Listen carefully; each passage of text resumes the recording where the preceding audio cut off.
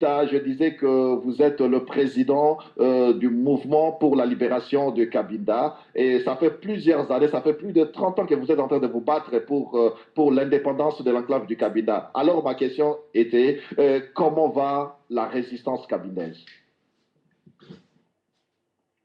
De la résistance cabindaise. Le gouvernement angolais ne veut pas négocier avec le Cabindé. Les Cabindés sont déterminés de continuer la lutte jusqu'à la libération totale de leur territoire. Voilà. Mais, Président, ça fait plus de 30 ans que vous vous battez sans résultat. Est-ce que continuerez-vous toujours sur cette voie? Même 1000 ans, le peuple kabylé continuera à se battre pour découvrir leur liberté. Parce que le Kabila, ce n'est pas l'Angola, tout le monde le sait. Les populations, le gouvernement du Congo-Kinshasa, le gouvernement du Congo-Brazzaville, Gabon et tout ça, les Portugais, tout le monde sait que le Kabila n'est pas l'Angola. C'est un peuple qui a besoin de sa liberté. Vous savez qu'à l'ONU, alors il y a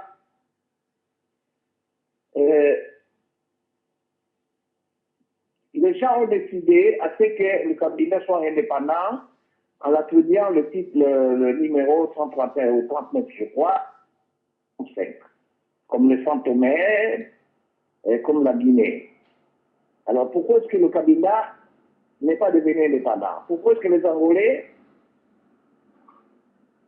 occupent le cabinet illégalement en tuant le peuple cabinet, en le poursuivant partout, fait des enlèvements, des assassinats du peuple cabinet au Congo-Brazzaville, par exemple, et tout ça. Et le chef d'État du Congo-Brazzaville, Congo-Kinshasa, du Gabon, tous ceux-là savent très bien ce que c'est le Cabinda par son histoire depuis la conférence de Berlin de 1885 lors du partage du bassin du Congo, où le peuple kabindé avait décidé de mettre le territoire du Cabinda sous protectorat du gouvernement portugais. Alors, depuis quand est-ce que ce territoire est devenu territoire angolais? Voilà. Donc, partant de ce principe, les Cabindés sont déterminés de retrouver sa libération, sa souveraineté. Ça, il n'y a rien à faire.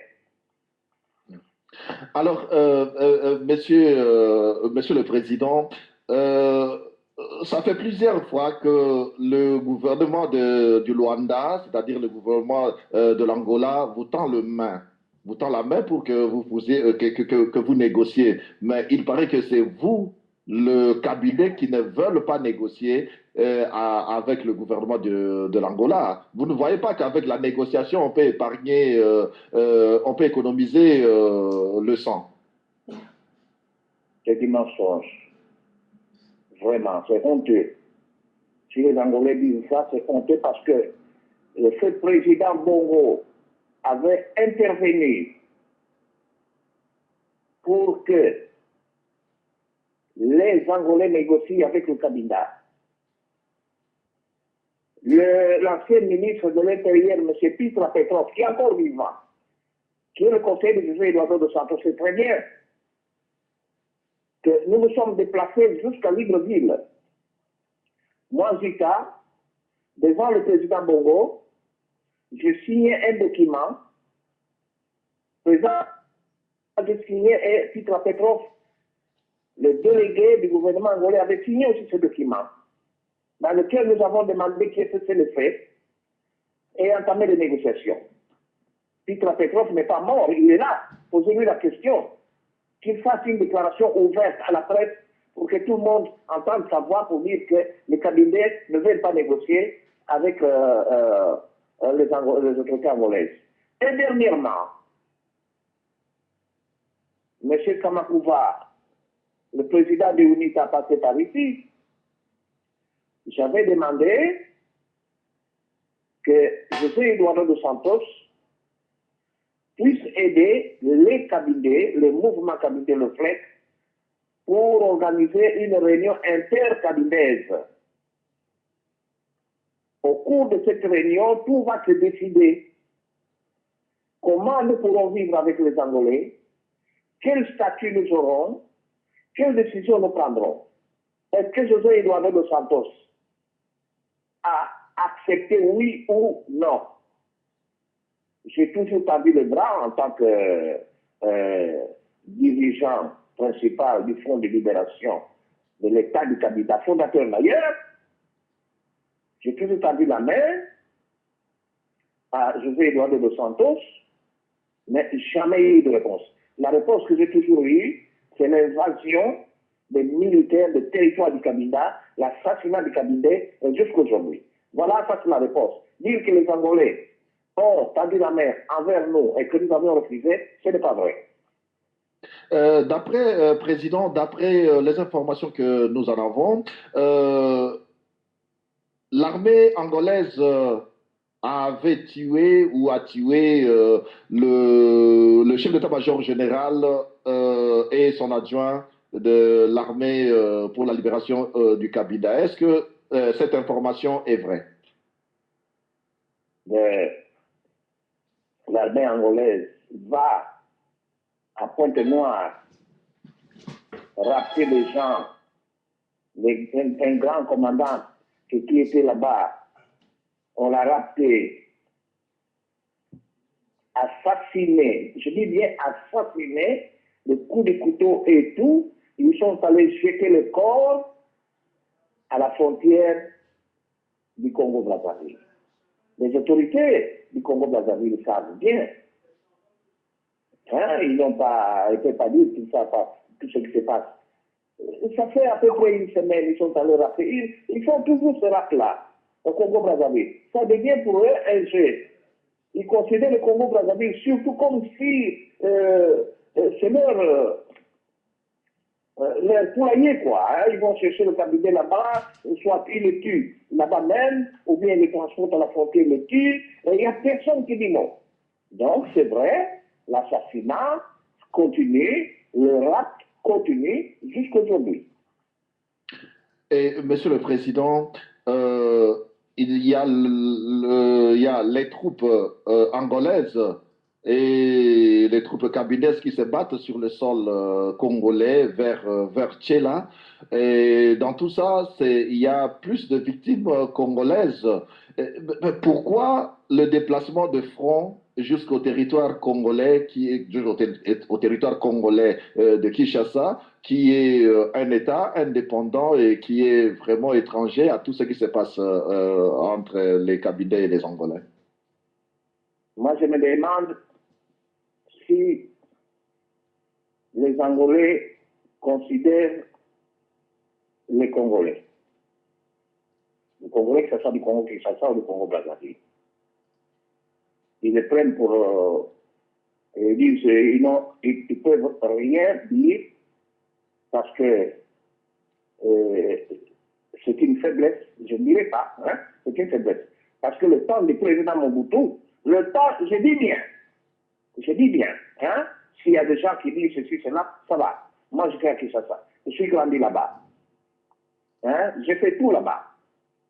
Le temps du président Mobutu, les Angolais ne pouvaient pas oser traverser, faire 1 kilomètre ou même 100 mètres dans le territoire congolais pour aller lutter contre le cabinet ou tuer les Congolais. Aujourd'hui, ils ont cette liberté-là.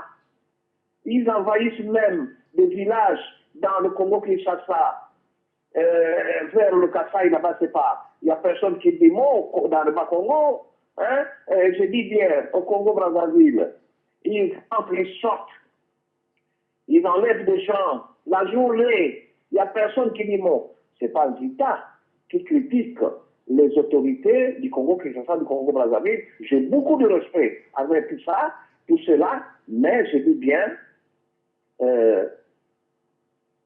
le Kabindé, le peuple Kabindé. Le territoire du Kabindé, le peuple qui se trouve dans ce territoire, ce sont les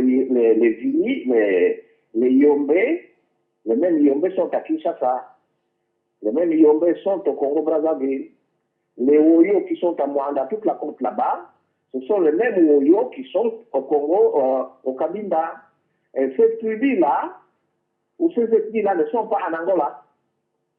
Les Vili qui sont à Pointe-Noire, ce sont les mêmes Vili qui sont au Cabinda, qui s'étendent jusqu'au Gabon là-bas. Et c'est pour cette raison que Mobutu, défunt, et de Saint-Bongo, s'intéressait à ce problème pour que ça se passe pacifiquement et n'ont pas voulu que les Angolais méprisent, je dis bien, méprisent les Congolais et les Gabonais. Et surtout, un peuple qui appartient aux sous-régions de l'Afrique centrale, qui est le Kabila. Merci beaucoup. Alors, nous allons aussi de l'autre côté. Est-ce que la sœur Nelly est avec nous? Je suis là. Alors, la sœur Nelly, si vous avez une question à poser au président Nzita qui est avec nous. Oui, tout à fait. Bonsoir, président Nzita. Donc, moi, ma question, elle est très simple. C'est au vu de la géographie, au vu de la taille des pays, c'est vrai que quand je regarde le territoire de Cabinda et que je vois à côté l'énorme pays angolais, je me demande comment est-ce qu'on peut organiser une résistance. C'est pas bon, hein? Oui, Ah. Oui, ça va. Vous m'entendez mieux là? Oui, Ça va faire, président Nzita? oui, il y a un retour. Il y a un retour. Ah, désolé, je vais Oui, essayer de parler plus clairement. Oui. Alors ma question, c'est surtout au vu des territoires, des tailles des territoires. Lorsque je vois le géant angolais face à Cabinda, je me pose la question de comment est-ce qu'on peut espérer une libération sans trop de... Sans trop de... bien que je n'entends rien, hein?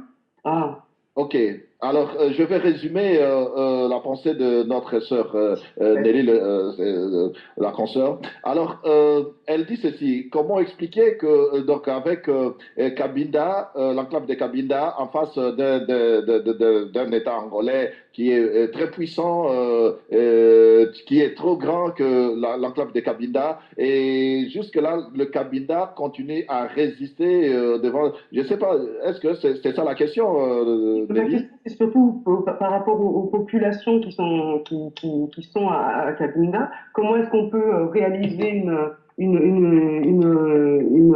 rébellion, une libération d'un tout petit État face au grand pays angolais et comment on peut aussi éviter de faire souffrir la population, en fait, la population cabindaise.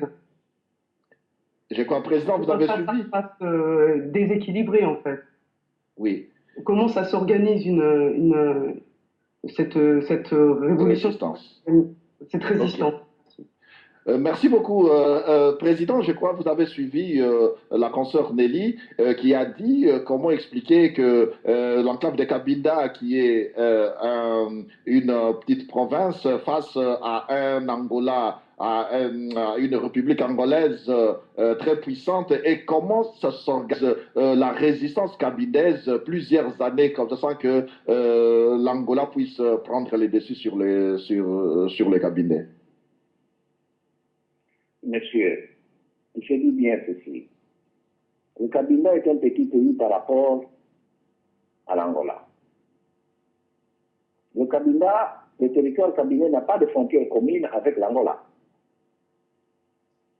Le territoire du Cabinda, à la conférence de Berlin, j'ai dit bien, pour la division du bassin du Congo, les Cabindais avaient décidé de placer le territoire du Cabinda sous protectorat portugais. Donc, le Cabinda n'était pas une colonie portugaise. C'était un protectorat portugais. Et les Portugais sont arrivés au Cabinda en 1885. Alors qu'ils étaient en Angola depuis 1400 et je ne sais pas quoi.